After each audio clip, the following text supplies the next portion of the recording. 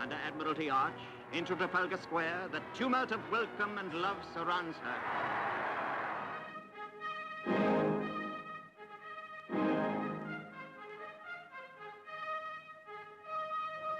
I here present unto you Queen Elizabeth, your undoubted queen.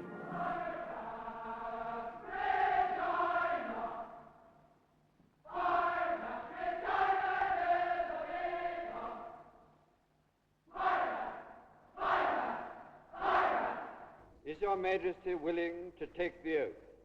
I am willing. She was 27 when she took the coronation oath. Will you solemnly promise and swear to govern the peoples of the United Kingdom of Great Britain and Northern Ireland? I solemnly promise so to do. She was anointed, blessed, and consecrated. Cause law and justice.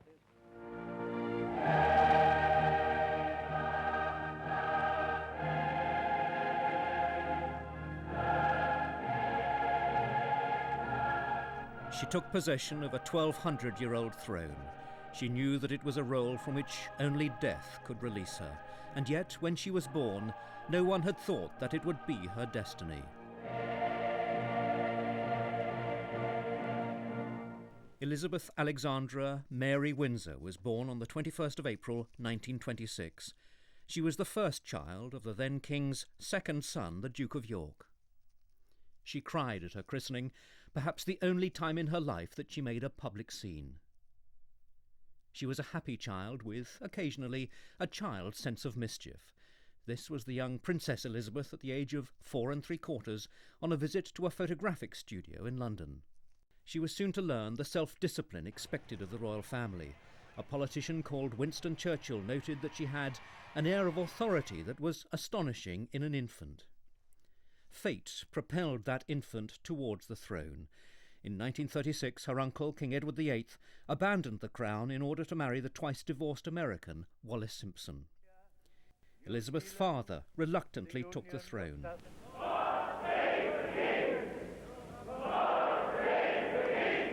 His coronation gave Elizabeth a foretaste of what lay in store for her. She later wrote that she'd found the service very, very wonderful. Elizabeth's childhood was a sheltered one. She never went to school, but was educated at home with her younger sister Margaret. But the family unit was strong. Her father, George VI, was devoted to her, and she to him. Throughout her life, he was to be her inspiration. In July 1939, the King took his daughters to the Royal Naval College at Dartmouth, and there, amongst the cadets, was the young Prince Philip of Greece. It wasn't the first time they'd met. It was, though, the first time they'd taken an interest in each other. But Europe was on the brink of war. The Nazis were on the march. Britain was preparing to defend itself, and as children were being evacuated from Britain's cities, Elizabeth made her first radio broadcast. Thousands of you in this country have had to leave your homes and be separated from your fathers and mothers. My sister Margaret Rose and I feel so much for you, as we know from experience what it means to be away from those we love most of all. Night after night during the Blitz, German bombs fell on Britain. The King and Queen refused to send Elizabeth and her sister abroad. The royal family symbolised the United Kingdom's fight against tyranny. Buckingham Palace was bombed, and Elizabeth briefly joined up. She was taught how to drive and service an army lorry. As Britain celebrated victory in Europe, the crowds gathered outside Buckingham Palace. Elizabeth joined her family on the balcony, and later that evening she slipped out with friends to join the crowds, as she later recalled. We cheered the King and Queen on the balcony and then walked miles through the streets. I remember lines of unknown people linking arms and walking down Whitehall, all of us just swept along on a tide of happiness and relief. With the war over, there was an opportunity to relax, and for Elizabeth there was another reason to be happy. She'd fallen in love. Her engagement to Lieutenant Philip Mountbatten, as he was now called, was announced in July 1947. 4 months later, they were married in Westminster Abbey.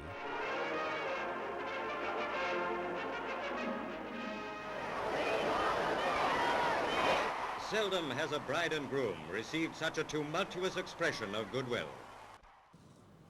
A year later, their first child, Charles, was born.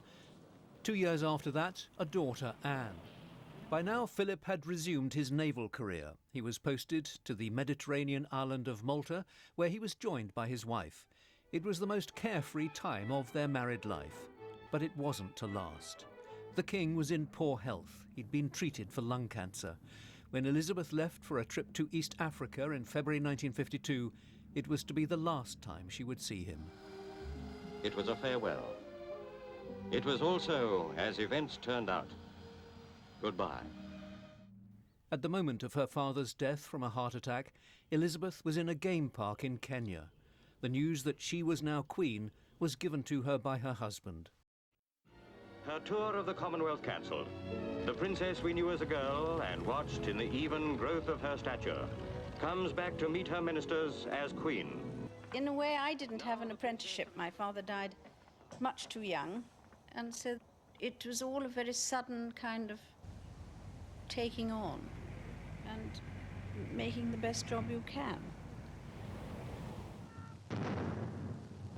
Britain was stunned at the loss of its wartime king. His coffin was brought by train from Sandringham to London. Elizabeth was there to receive it with her mother and sister.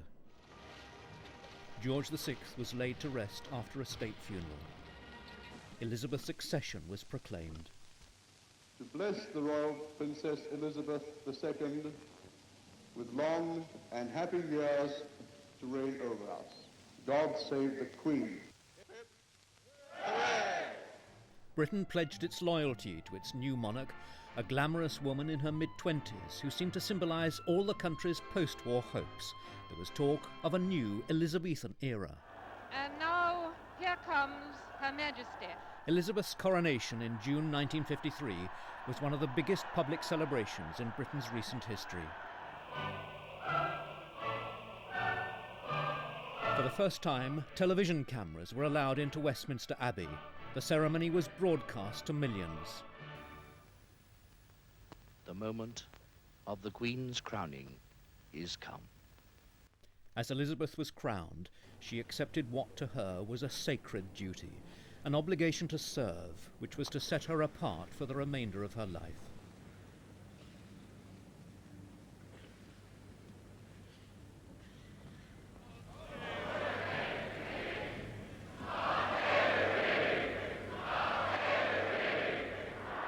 Elizabeth was sovereign and head of state not just of the United Kingdom, but of Britain's realms and territories in every continent.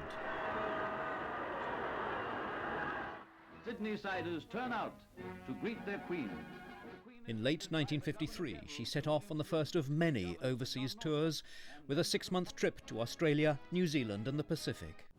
I want to tell you all how happy I am to be amongst you and how much I look forward to my journey through Australia.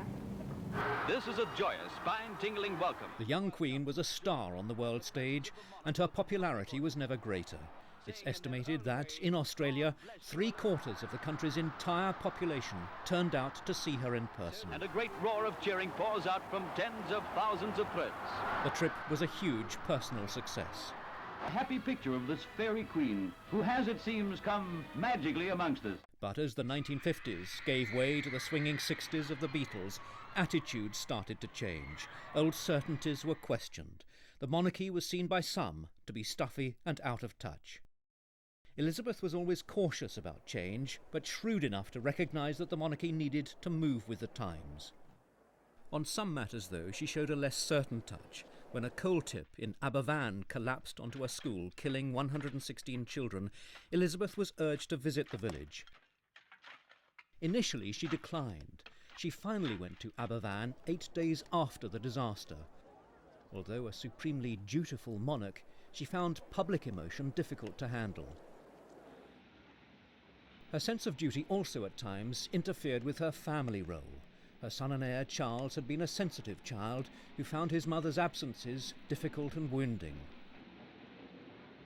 And her husband, Philip, was a restless man who sometimes found his role as consort frustrating. On one occasion, the palace had to deny rumours that the marriage was in difficulty. In fact, it was a partnership from which Elizabeth was to derive great strength and reassurance. In the early 60s they had two more children, Prince Andrew, born in 1960, and Prince Edward in March 1964. By the late 60s, the palace realised that it needed to take the initiative. The result was a groundbreaking documentary. The film Royal Family showed the monarchy as it had never been seen before. Elizabeth was shown performing the daily business of the sovereign, working on the official documents which were delivered to her virtually every day. Yes, ma'am. Oh, do you think you could bring up those papers that I was looking at yesterday? The American ambassador, Your Majesty. And meeting visiting dignitaries. We're in the embassy residence, subject, of course, to some of the discomfiture as a result of a need for elements of refurbishing, rehabilitation. For her Silver Jubilee in 1977, there were carnivals, street parties and pageants. Elizabeth had by then been queen for a quarter of a century, during which Britain had changed profoundly. Yet the monarchy seemed as secure in the public's affection as it had ever been. And that was very largely due to the Queen herself. Her commitment remained absolute. My Lord Mayor, when I was 21, I pledged my life to the service of our people, and I asked for God's help to make good that vow. Although that vow was made in my salad days when I was green in judgment, I do not regret nor retract one word of it. Violence breached the royal circle in 1979 when the Duke's uncle, Earl Mountbatten, was murdered off the west coast of Ireland by the IRA. The vulnerability of the Queen herself was exposed at the Trooping the Colour ceremony in 1981. A disturbed youth in the crowd had a gun.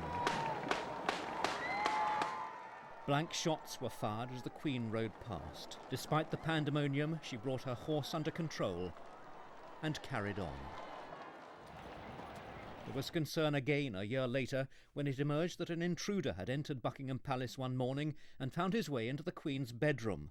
She kept him talking until help arrived. Good evening, Your Majesty. You've had a very long day, didn't you? Britain by now had its first woman Prime Minister, Margaret Thatcher. Relations between female head of state and female head of government were sometimes said to have been strained. One at times difficult area was the Queen's devotion to the Commonwealth, of which she was head. Elizabeth knew the leaders of sub-Saharan Africa well and was sympathetic to their cause. She's said to have found Mrs. Thatcher's attitude and confrontational style puzzling. With this ring, I thee wed. I thee wed. For the Queen and her family, the 1980s had begun with a moment of great promise. Prince Charles's wedding in July 1981 to the young Lady Diana Spencer seemed to be a moment of hope for the future. The new Princess of Wales captured the public imagination and became a media superstar.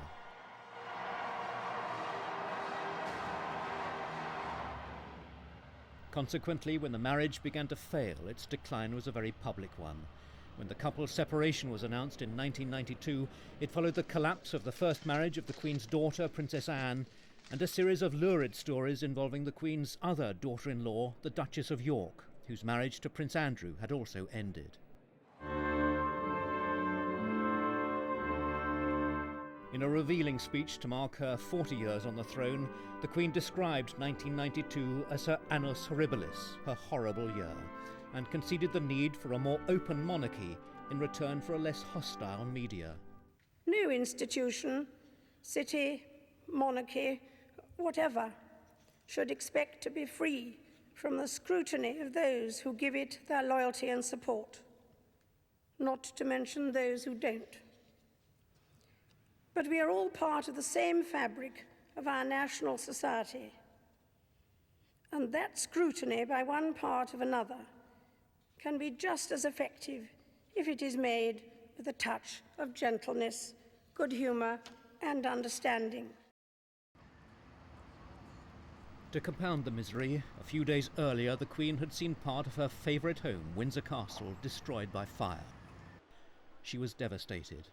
The fire seemed to symbolise the reversal of the royal family's fortunes, difficulties which were exacerbated by a public row over who should pay for the castle's repairs. But even worse was to follow. The death of the by now divorced Diana, Princess of Wales, in a car crash in Paris in August 1997 was to provoke what, for the Queen, was a shocking backlash against the monarchy. She'd remained at Balmoral with Princes William and Harry after Diana died. Her priority had been to care for her grandsons. But to the grieving crowds outside Buckingham Palace and elsewhere, it seemed as though the royal family simply didn't care. It provoked some of the most hostile headlines of her reign. The Queen herself was being called to account. There followed a hastily planned return to the palace to inspect the thousands of flowers left in Diana's memory, and in an unprecedented live broadcast on the eve of Diana's funeral, the Queen tried to heal the breach that had opened between the palace and the people. What I say to you now, as your Queen and as a grandmother, I say from my heart. First, I want to pay tribute to Diana myself. The Queen promised to learn the lessons from Diana's life and the reaction to her death. The whole episode had shaken her. For the first time, she'd appeared to be out of tune with the feelings of her people.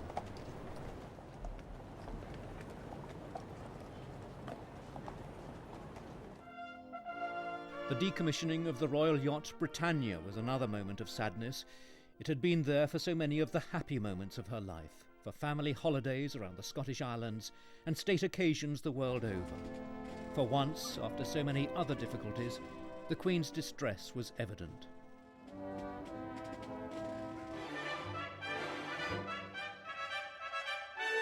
With Charles's marriage to his long-term companion Camilla Parker Bowles in April 2005, the royal family was finally able to turn the page on the domestic anguish of previous decades.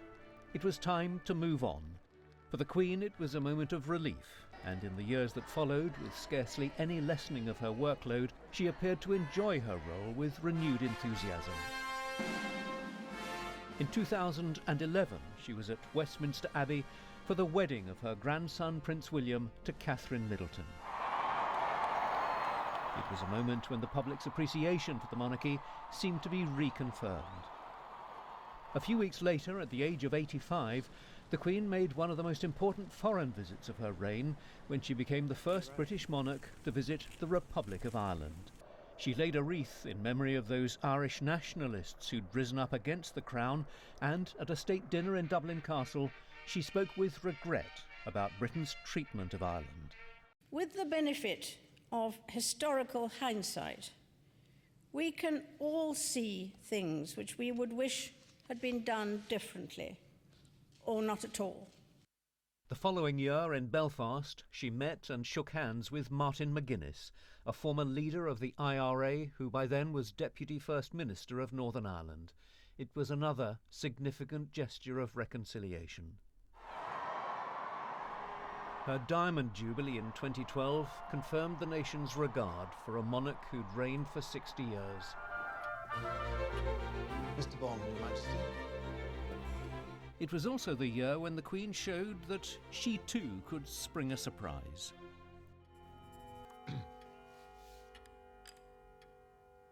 Good evening, Mr. Bond. Good evening, Your Majesty. Sovereign and secret agent, one of the highlights of the opening night of the London Olympics.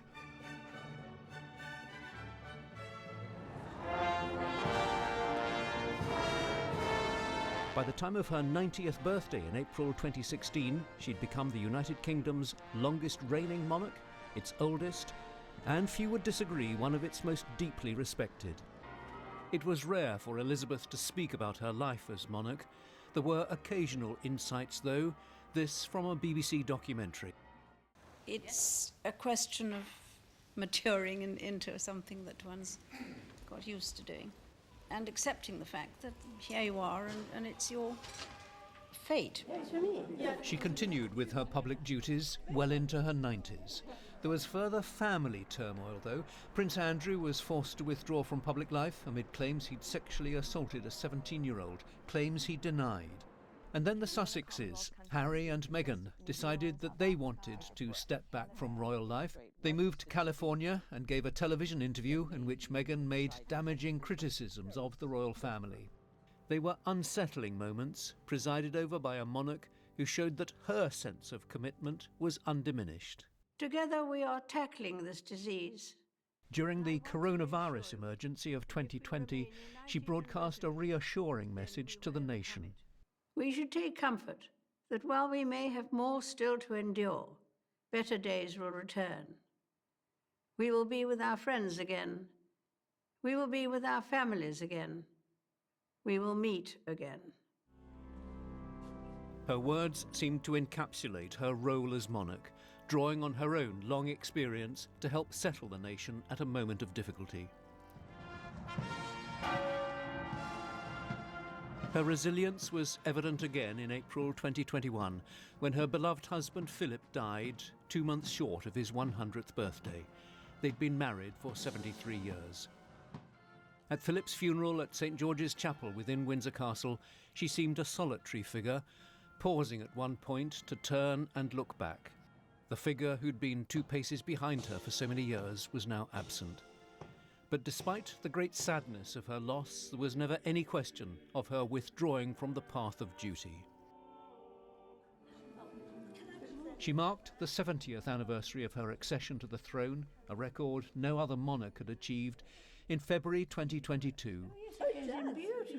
By then it was apparent that she was rather more frail physically than before, though mentally as sharp as ever. Her doctors had advised her to take things a little easier. Light duties was the expression used by the palace, but every day there were red boxes full of official papers to deal with. In a message to mark her 70 years on the throne, she said she was humbled by the loyalty and affection she'd received throughout her reign. And she signed the statement, "Your servant, Elizabeth R." By June 2022 and the public celebration of her Platinum Jubilee, her declining health limited the events she could attend. There was, however, a delightful surprise. A pre-recorded appearance, a somewhat chaotic tea party with Paddington Bear. Perhaps you would like a marmalade sandwich. I always keep one for emergencies. So do I. I keep mine in here. Happy Jubilee, ma'am. And thank you for everything. That's very kind. This was a monarch at peace and enjoying herself. On the final day of the Jubilee celebrations, there was a final appearance on the balcony of Buckingham Palace.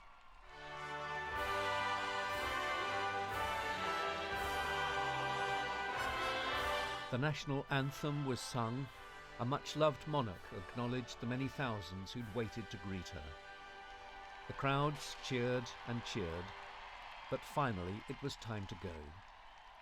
The Queen turned to depart from the balcony on which she'd first been seen as a baby. There was an unspoken feeling that an era was drawing to a close.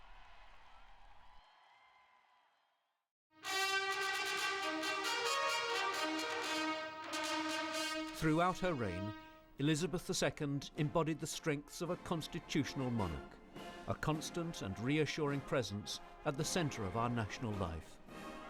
For decade after decade, she represented a changing kingdom to itself and to the world. Above all, hers was a life guided by Christian faith and driven by a profound sense of duty, and by the pledge she made to the world on her 21st birthday.